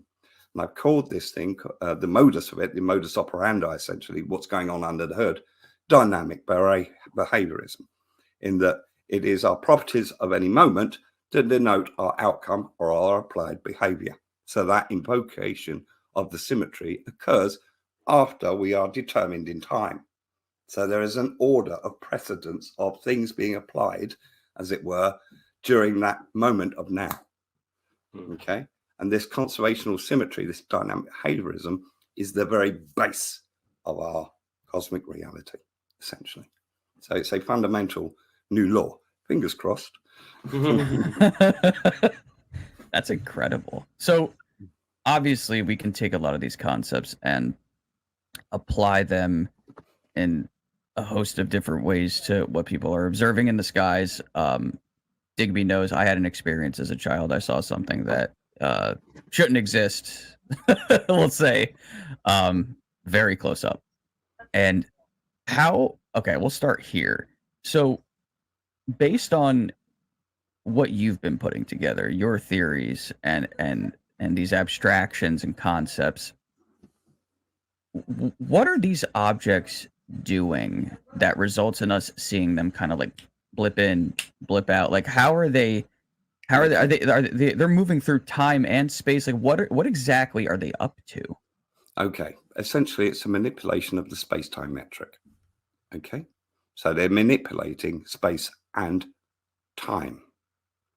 Okay, now the logic to this is quite simple. Okay, speed, time, and distance. That old thermodynamic rule. Okay, those mechanics apply here. Okay, if we discount all that is not compliant within the laws of physics, okay, we can rule out a hell of a lot. We know that Mr. whatever he is or whatever they are zipping around in a manner that are essentially defying those laws. So, okay, he's not nipping around as you imagine. Okay, he's doing something else. What is he doing? Well, the only viable variable in any of that stack of speed, time, and distance is a manipulation of time. We know that time can speed up, and we know that time can essentially slow down. Okay. Now, if you apply the principle of a faster relative rate of time than that of its surroundings, everything makes sense. Okay.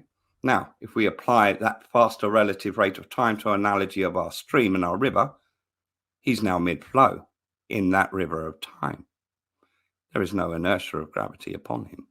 He is zero G attributes, essentially from holding that relative faster rate of time. Time, therefore, is again proven to be a fluid symmetry. Wow, because that makes a lot of sense, because it's quite obvious that the forces of like inertia and such are not affecting these objects, because whoever is piloting them would be turned into pudding. Well, liquid. Yes. Literally liquid. Yeah, like literally liquid. I had my colleague One of my colleagues is postulating the idea on, based upon the data that he's accumulated from the Navy, that these things are at velocities in excess of 50,000 kilometers per hour. Yeah, that's ridiculous. That is liquefying amounts of inertia, and that's just what we're seeing zipping around the skies. That doesn't include the potential necessary speed they would have had to have had to get here in the first place. If we discount your idea and look at a time at normal, we're going faster than the speed of light. If you look at it from that way, potentially, potentially, if you are manipulating the space-time metric, you are not moving. That's what I mean. That's my point. Right. Space-time you're just appearing there. You're jumping to a different. Essentially, you're skipping to the next stage of time when you were there. Yeah. The faster in time trick, relative trick, has hang-ups. It has consequence. Okay, in that you will experience that tick rate in that state. Okay, you would also need to be isolated from that particular state. I'm not going to go into the details how you achieve that. That's top secret. Okay, but it's essentially, you see, we have the technology already in the form of superconductivity. Yeah, it's superconductivity. That's exactly what it is. Okay, essentially, what my hypothesis is that, and that new rule, this is why the problems that they won't allow it to be a law and they're not going to allow it to be public, is that when your properties denote your behavior, if you hold the properties of quanta, you hold the phase of quanta. The recent LIGO results, I was the only theoretical physicist on planet Earth to predict it, in that we will see super scale transitional phased objects. In that my understanding of neutron stars is that they hold an extended electron cloud, and therefore will invoke that conservational symmetry of superconductivity. And essentially, they are therefore now in the realms of quanta. Okay, so it's no longer a star. You're seeing a huge, massive atom. Okay, that's what you're seeing. And so it's not spinning at millions of miles an hour, or 444,000 kilometers per second, essentially, but essentially is in a different frame of time. It's in a much faster rate of time, quantum time. And our friends are in quantum time. But so you cannot escape the tick of time. So you'll age rapidly, essentially, within that environment. So the environment is not triggered all the way. The environment is triggered when you need to negate the gravity of a planet or any other. So even people on the International Space Station are experiencing very slightly different, but they are, and this is proven, isn't it, that they are living time at slightly slower rate? No, they're living time at essentially a faster rate of time. Yeah. Yes. Our planet's complexity slows time. If we look at the stack, okay, if we look at ourselves and intelligence and so on, and think of it almost like, okay, everything needs to stack up and count. Okay, so every individual on our planet has a brain, a mind, and it's thinking. The universe has to determine all of that. Okay, everything, including absolutely any interaction that may have, all those minds may have. Okay, so minds weigh heavy on the universe. Okay. Especially intelligent thinking minds like us, they weigh very heavily upon the universe, in my hypothesis. Now, if you look at our planets in the solar system, again, more complex, more interactions, more stuff going on. It's part of a galaxy. More and more stuff is layered on. Our rate of time from, say, an absolute dead zone in the universe is extraordinarily slow. Okay, really, really slow, unimaginably slow, really, from an outside perspective. If you were living in that zone, as it were, of nowhere, okay, and you had the true rate of time, like universal rate of time, it would be much, much, much, much faster. And we would look like we were in slow motion.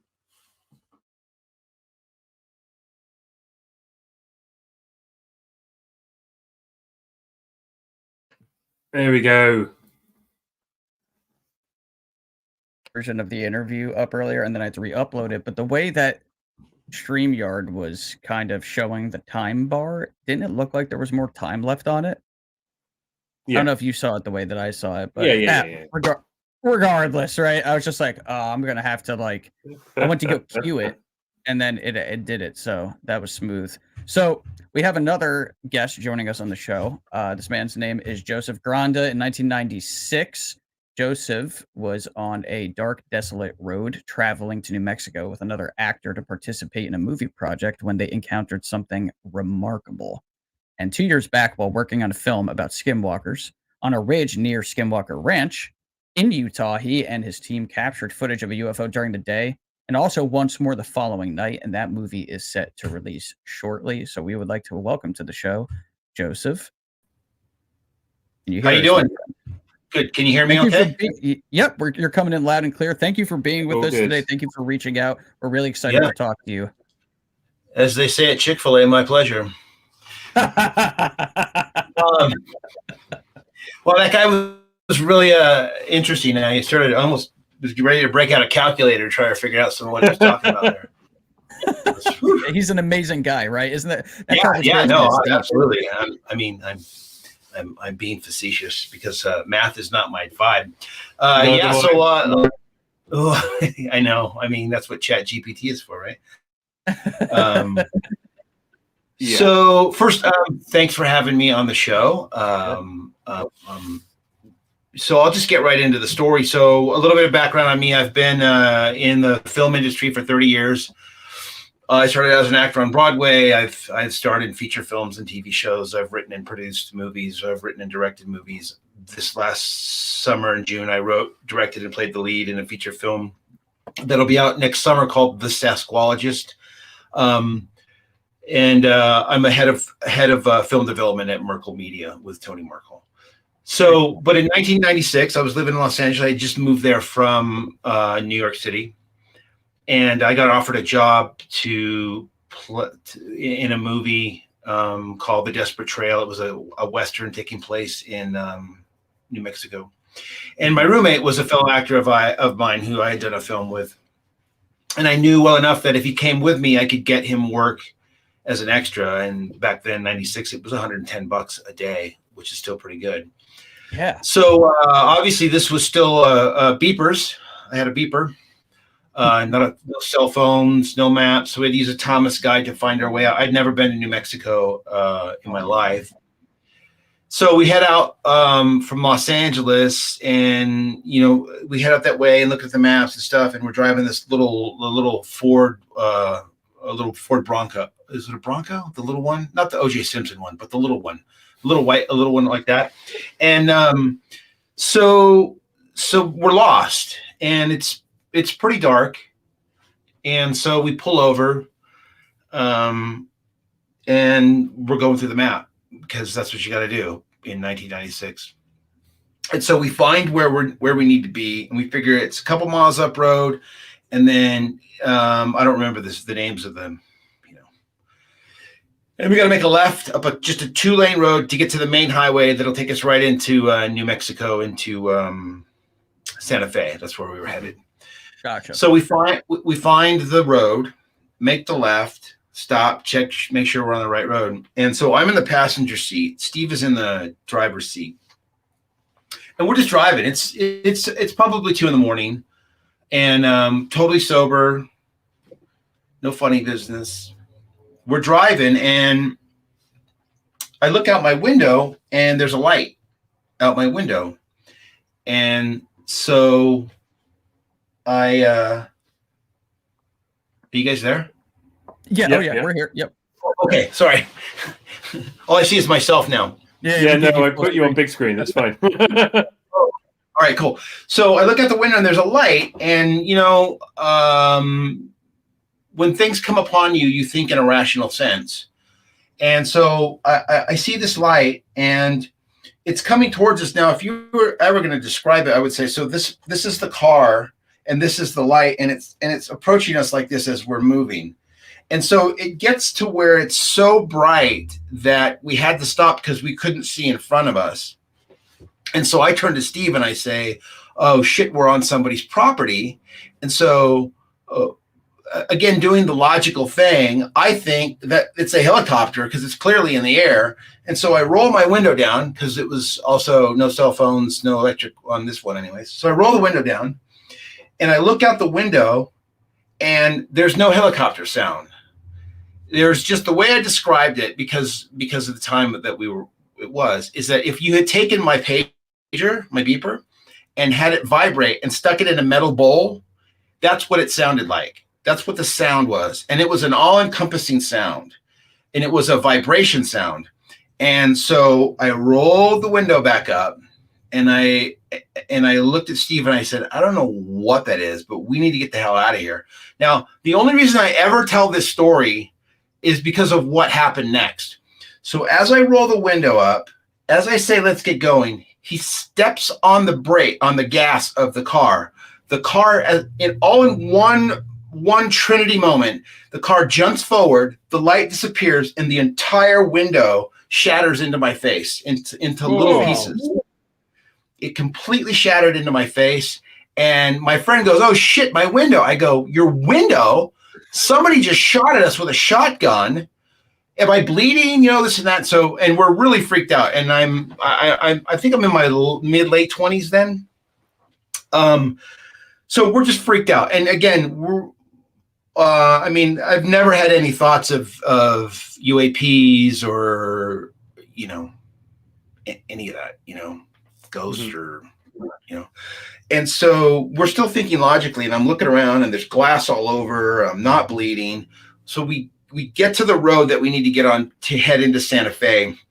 And we stop at the first gas station, Quickie Mart, whatever it was. Now, we don't see this highway patrolman. He sees us, and he comes out of his car, walks, because we're out looking at the car, and you can see that, like, something's wrong with these guys. Yeah. And so he comes over to the car, and we're kind of freaked out. I'm like, oh. So I basically tell him in a more of a panic sense exactly what I've just told you. Yeah. And he says, where did that happen? And so I take the map out. I show him on the map exactly where, and he goes, oh yeah, those things happen out here. I was like, what? And so he comes over to the car with us because we told him that the window was blown out, and then he wanted to make sure there weren't any pellets. I said, because it didn't go through the other window, so as if it was a shotgun, there would be pellets in the car. Yeah. And there wasn't. And so he shines his flashlight on the outside rim of the window, passenger's window, and all the metal is bent in. It's all bent in. He had to replace the door. He couldn't replace just the window. What? So he gave us a bag to cover it up. He asked us, we gave him our names, our home phone numbers. I gave him my agent stuff and where we were headed and the production company. Yeah. So that's it. I don't think anything of it, right? I go about, but my friend was really, he was more disturbed than I was, I think. I'm more of a sort of whatever person, but he was troubled. And I just thought of it, I still thought it was, maybe it was a guy on a tractor with a shot. I don't know. I was writing it off. So I go to work and it's about 2 days later. And mind you, today, I would handle this a completely different way. So I'm sitting in my chair and I'm dressed like a stupid cowboy from the 1800s, and which you can't help but feel ridiculous. And so there's a lot of sitting around and waiting. And so as I'm sitting there, I see these two guys approach one of the camera guys, and the camera guy was a local native Indian. And I don't remember his name exactly, but he had like a, something feather. He had a traditional Indian, like feather walker, something like that. Right. And so they're talking to him, and then he points right over at me. And so these two guys come over.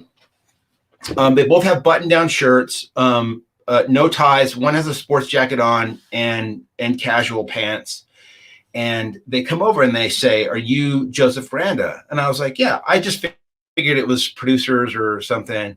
And this is the moment it changed. He goes, we had a report that you had an incident 2 nights ago. I was like, an incident? He goes, yeah, something damaged your car. I go, oh yeah. Somebody I think shot at us or something. He goes, and so he says, tell me the whole story. I tell him the whole story exactly like I told you. And the guy standing behind him says nothing. It was like Penn and Teller. He just like didn't say anything. He's just taking notes the whole time. And so I just tell him what happened. He asked for my, my home phone, all that stuff and whatnot. And then he just goes, thanks. And he walks away. And now today I might not even talk to them.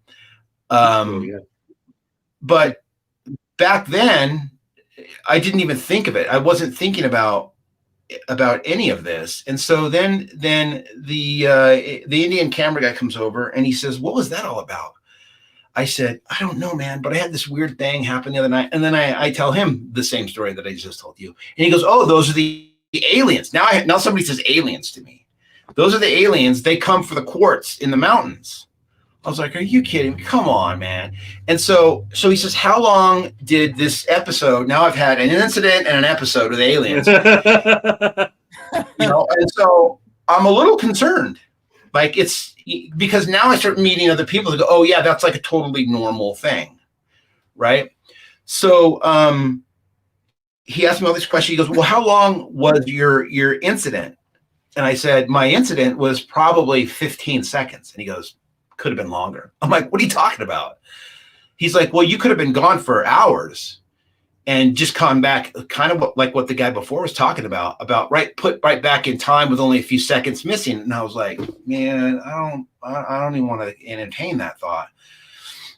One thing though, my friend was supposed to stay and work and he didn't. He left. He went back to New York. He didn't stay. He was really freaked out. So this cameraman says you should go into town on your day off and talk to, I don't remember his name, but he ran the sort of like the local newsstand with had magazines back then, magazines and newspapers and stuff like that. So I go in there and I don't remember his name. We'll just call him Charlie. I go, so hey, are you Charlie? I go, yeah, well, Chief Featherhood sent me. He goes, oh, you're the guy who had the experience. I was like, oh, I don't know about it.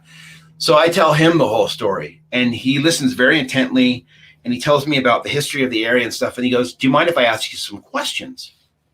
And I go, no, not at all. And he goes, he asked me about the time, about missing time. I said, I like 15 seconds.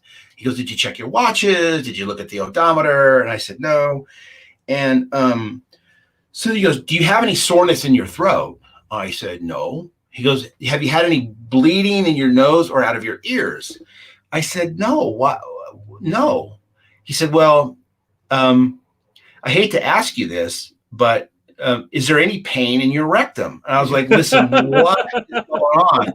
And so in great detail, this is the first time I've ever heard this. In great detail, this guy went through all these stories and these alien type procedures that they do. And then I just stopped him. I kind of had enough. I'm like, I'll take the paper and a pack of gum. And as I'm driving back to my hotel room, these are the things that make me think about all these experiences, because now all these things, I don't know what happened to this day, but now all these other things are implanted in my mind. Obviously, there's much more evidence to it today than there ever has been. And so I'm driving home and I'm driving back, in my rental car, and I think, do I have any pain in my rectum? Did you? Is my nose going to bleed? And so I kind of wrote it off. I didn't think much about it. About a year later, that guy that I was with, he killed himself. I'm not making an attachment to that, no. But he was very weird. He was way more weirded out than me. I'm more open to, weird, I guess. But in hindsight, I think it had to have been some sort of government thing that they were flying or because this road we were on was like there was no lights on it. It was like a big, long, might have even been a private road. And that was it. I never heard from those guys. So you think it was more, you think that it was perhaps near a testing range, maybe they're reverse engineering something, maybe they're testing things around there, and you think that was what you were approached by that evening? Yeah, I think if to think of it with just evidence, logic, and reason, I think that's what it was. It was so fast, though. The moment the car jumped forward and the light didn't go out, it disappeared. Mm-hmm. It disappeared. The vibration stopped. It wasn't like it turned its light off. You could feel the presence of something leaving. and at the same time, the whole window just blew out in my face. So there was some kind of. So when that, sorry to interrupt, when that window blew out, was there any sound attached to it? You know, like the sound. It was just sound of the, no, it was like it was like an air pressure. Yeah. That's what it was like. And then along with the crack, I mean, you know how those windows, they break into those little tiny pieces. Yeah. Yeah. Yeah. And it was just everywhere. Oh my God. But today also, I think like a windscreen is designed to break in a certain way as well. And if you, correct me if I'm wrong, I've not shot many shotguns or bullets through a window, but it would make a hole in through the window, not shatter the entire window. Right. Yeah, I have shot that through one. Yeah, it would make a hole through it. Yeah. I mean, you'd have to be really close. And if it were something that close, it would have taken my head off too. Yeah, quite. Especially if you know, maybe presence of buckshot, even, you know, some sort of residual evidence physically that would lead you to bullet hole in the back seat, anything like that. Yeah. Well, and it didn't blow out my partner's window, just mine. So it was very it was all over though. Mm-hmm. Like that it was, pressure, and it was, and the whole window was out. And then when the New Mexico Highway Patrol shone his light around it, all the metal, you know, that little chrome piece, sometimes it goes around, and the inside was all bent in, like if some sort of metal machine did that to it all the way around it. So almost like a sudden release of pressure. That's just like literally just. Do you realize what kind of force would be required to do something like that? But localized force as well, because I'm assuming it hasn't damaged any other part of the car. It's not damaged any other windscreens. It's almost like it's been directed at that window. That is. But here's the thing that I figured out too, is that cop, whatever goes on out there, is in on it because he gave our information to what I believe now are feds. Right. I was going to say that. It seems that way, right? Yeah. He went, oh, you guys fucked up again, or you guys, what did you let the aliens out to play or whatever? These two guys. Right. No? Well, you forgot to wipe this one's memory. Right. Because they wanted to look at the car. Yeah, they wanted to look at the car. I said, oh, he left. He was going to stay and work, but he left. He went back. He drove back to New York from here. Yeah, so it was quite an experience. So it's really opened my mind to clearly there's stuff going on. More is about to be revealed, I think, in the years to come. Well, let me ask you this. Do you feel that, okay, let's say it was some sort of test, right? That was being done by the military or whoever has that tech. Do you believe that whatever you came in contact with was potentially like reverse engineered from something? Yeah, I would think today, with all that I know and have lately been working in this space of UAPs and cryptids and whatnot. And I was brought into this space because I was sort of like, hocus pocus, whatever. Yeah, I think it had to be, especially in 1996. The more I look at it, the more you watch the guys with the Tic Tacs. Yeah. From the Air Force. It had to be something like that. So whatever it is, I think it's been around for a long time. Personally, I think that our government or the global governments know what these things are. And when we run out of countries to attack, we're going to say we need to build the military industrial complex much greater so that we can fight aliens in outer space. I mean, we've already got the Space Force. They're getting ready for it. Yeah. It could very well be the end game to some, at least, right? That is one of the fears that's out there. It gets discussed and brought up a lot that perhaps they will try to use the threat narrative to not only gain more control over the populace, the world, and whatnot, but have a reason to possibly spend more money, which means if they're spending more money, that means they're keeping some money. And it's just this vicious cycle of the military industrial complex. But that doesn't discount the fact that we are being visited and that that technology, they're taking advantage of it, because obviously, Joe, you don't know us super well. As far as I know, like we just met within the last couple of weeks, but Digby has heard this before. I'll keep it brief because I brought it up a million times on the show. I had an experience as a child in the late 90s A few years after yours, I live in New Jersey. I was in Lebanon State Forest, and to keep it real short and sweet, I had a massive black triangle come right over my head. And I mean, it was not in the distance. Let's put it that way. It was right over my head. And I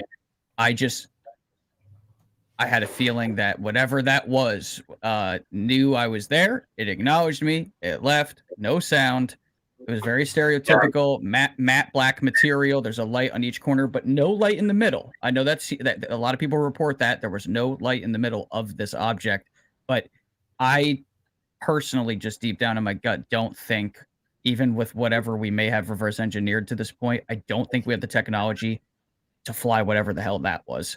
It was it was the most beautiful thing I ever saw. It was like, I call it the impossible, the beautiful impossible machine. It was just, it changed everything. It was insane. Yes. So what's more recently changed for me is that I had another experience about a year ago, summer of 22. I was going with a film crew to spend a week with the Ute tribe in Utah, and they own land, all the land that looks out over Skinwalker Ranch. They own, and so we went to this place. Yeah, we went to this place called Space Wolf Research. This guy that owns this land there, because the theory of the film is that these weird things aren't happening just at Skinwalker Ranch; they're all over the place there. Right. And so, as a producer, I get there a day early, and the director and cameraman was with me. He'd come from Texas to me, and we drove out a day before. So it's Sunday. It's 4:00 in the afternoon. It's 100 degrees, and there's some kind of white pole or something way across the basin there. And so we're trying to figure out. So we put this massive lens on the camera, and as he's looking through it, this thing comes out of the sky in broad daylight, shoots straight across and completes straight across the camera and straight up into the sky. And I go, holy shit, tell me you had the camera on. And he did. And so he recorded it. And as the producer, so the first thing it is, we ran it through software. We blew it up. It ended up having a metallic look to it. I called an ornithologist, a bird guy, and showed it to him because I was trying to disprove it. Like, he goes, first off, he's an expert on the Uinta Basin. He says, it's not a bird. It's too fast. It's too big from where you are. And so then later that night, the chief and some of his guys from the Ute tribe come, and we're over this ridge overlooking the Skinwalker Ranch, and we're filming, and this thing comes back, and it's nighttime, and it's lit up. It comes straight down and straight across and straight back up, almost silent. And the whole crew and everybody's freaking out. And I turn and I look to the chief, and he goes, his name was Bo Standing Rock. And he goes, yeah, those are the sky people. They know you're here. They're performing for you. It was like just not a big deal. And so to wrap it up, they ultimately, we had an archaeologist with us, and they took us to their petroglyphs. And so as we're driving out there, he says, you would think that people that were going to climb mountains and carve into the rocks would carve about their traditions, their families, this and that. It was 6-finger giants and UFOs carved on these walls. It was unbelievable. And we caught it all on footage. And if you don't want to plug the film, you can go to theshapeofshadows.com, theshapeofshadows.com. It's with Tony Merkel in the Confessionals podcast. So nice. Yeah, it's absolutely blown away by everything you've shared with us today. We're wrapping up soon here. Oh my God. I mean, it's just, I'm picturing, so let's start with this. I'm picturing what you went through with the window. It sounds like something out of a kick-ass episode of the X-Files. So it's just like, yes, doesn't it just? But now, like, to have this gentleman from out in Utah turn to you, and I can even hear his voice. It's like, it's the sky people. They're performing for you. Like, I can hear it all. I got goosebumps, man. Like, I just want to say this. I believe you, man. I really do. Like, there's something about your stories that's resonating with me on a level that maybe subconsciously I don't understand. But yeah, well, if you watch the movie, you'll see the footage. You'll see that in broad daylight, this thing come flying across and straight up into the air. Oh and my there's God, no I can't wait to see explanation this. for it. I The thing cannot flies wait to right see across this. where Skinwalker Ranch is. And it did it twice. He did it during the day and they did it at night. And he was like, "Oh yeah, those are the sky people. They're here performing for you. They know you're here." I was like, "Oh shit." It's like, do I send them an email? Like, what do I do here? Right? What's the next step in our Like, can relationship? you get them to land right here while the cameras are rolling and make me super rich? Yes, quite. Wouldn't that just? Jesus. Right? Joseph. Then I can trust in this show with you guys. Yo, you want to say, Joe, is there a good way for people to perhaps continue the conversation with you? Do you have social media where people can follow you or get in contact with you? Yeah, the best thing is probably just to go to my website, which is my full name, josephgranda.com. And that's grand with an A at the end. So it's Granda, josephgranda.com. All my projects are there and stuff. So, Joseph, I looked at your website the other day, and you've got a load of work on there. So I can definitely guarantee to people, go over to his website and have a look at what Joseph has done and is working on. He's doing some great stuff. So go over there and check it out. And Joseph, thank you so much for coming on I appreciate it this evening and being part of the show. It's been an absolute pleasure to speak to you. We've got to move on now because we've got a last few minutes of the show to go, and then we've got a live space afterwards. So, Joseph, thank you so much for coming on. That was crazy. Yeah. Wow. I thought it was just going to be maybe I saw a light or there's a window out, man. We all found that out like together in real time here. That was crazy. Well, that's what I got to talk to him, man. I gotta keep in contact with him when I hear stories like that because I want to go out there so bad. Chick. Great show, guys. Thank you. Thank you. That's my spirit animal from out in the UK. Your spirit animal. She's the best. When I was on vacation, she called me at like 11 o'clock just to have a conversation with me. Yeah, no, I was that. Yeah, she was giving me some encouraging words.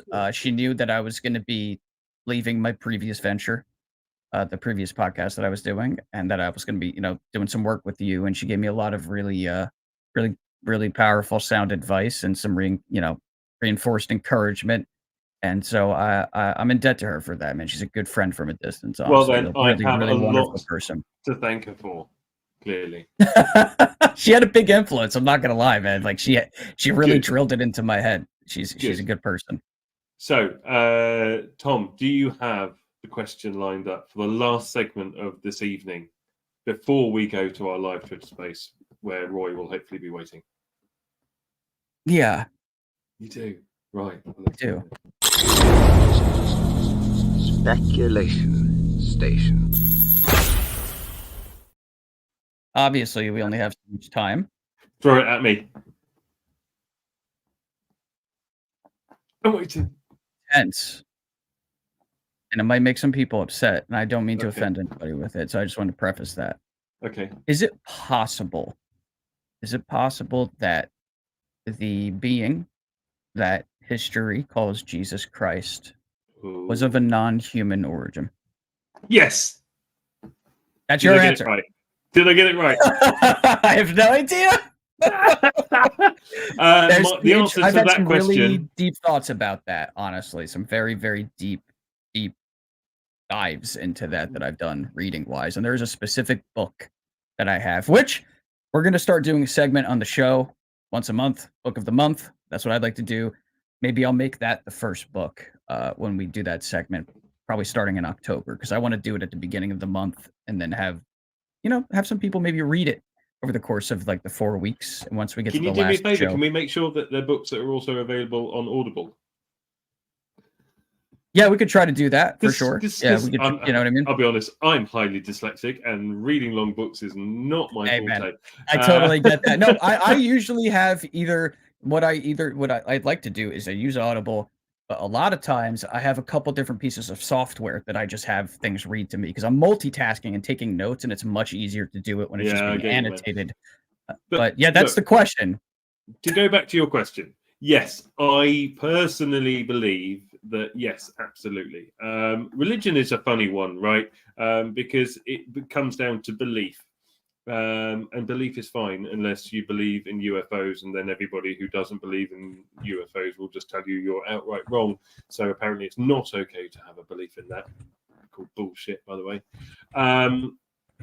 But yeah, religion's a funny one to go down. But along with Jesus Christ and along with other spiritual figures throughout history, I do believe that there is certainly a UFO extraterrestrial influence through all of that. I mean, let's look at the night that Jesus Christ was born. Jesus Christ was born and a new star appeared in the sky. The Star of Bethlehem, right? Yeah, and what was that? The UFO. A light in the sky.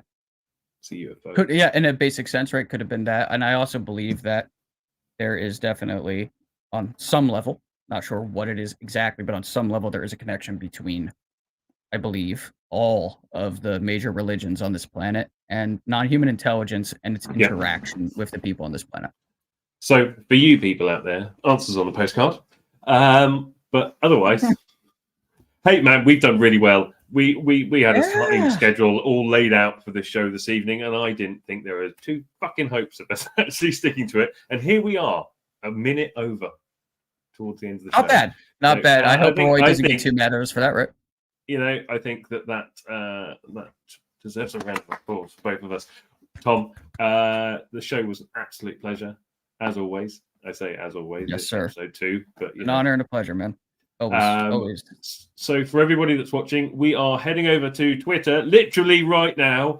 There is a Twitter space set up under my name, so search for @dferno, spelt with an X because it's weird. Right there on the screen, as a matter of fact. It's right there on the screen. So head over there to the Twitter space. I am literally going to start it right now. Oh, I've lost it. I better get over there then, huh? And we will see you there. Hopefully being joined by Roy Herbert, who should be there. So he'll be there to answer any of your questions relating to this evening's show. You can hit music now, the whole music for Twitter. So head over there now. UFO Chick, catch you on Twitter. We will see you there. Guys, thank you so much for coming and supporting our second show. We love you all dearly, and we will see you at the same time next week. So from me and from Tom, take care, and UFOs bless you. We will see you next week. Cheers, guys. Thank you. Take care, everybody.